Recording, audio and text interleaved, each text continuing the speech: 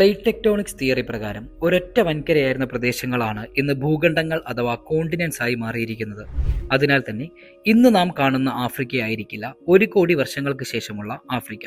കാരണം 2005 എത്യോപ്യയിൽ രൂപപ്പെട്ട 60 കിലോമീറ്റർ നീളമുള്ള പിളർപ്പ് വർഷം തോറും 7 മില്ലിമീറ്റർ വീതം വികസിച്ചുകൊണ്ടിരിക്കുന്നതായാണ് പഠനങ്ങൾ കണ്ടെത്തിയിരിക്കുന്നത്.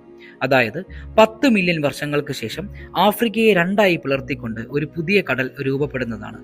അതുകൊണ്ട് തന്നെ Rwanda, Uganda, Burundi, DRC, Malawi, Zambia തുടങ്ങിയ ലാൻഡ് ലോക്ക്ഡ് ആയ രാജ്യങ്ങൾ ഇനി മുതൽ തീരപ്രദേശ രാജ്യങ്ങളായി മാറാൻ പോവുകയാണ്.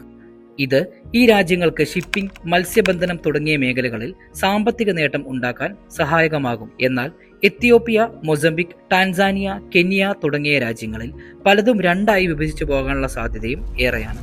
കൂടാതെ ഇതുമൂലം ഉണ്ടാകാവുന്ന പ്രകൃതിക്ഷോഭങ്ങൾ പ്രതീക്ഷിക്കാവുന്നതിലും അപ്പുറമായിരിക്കും.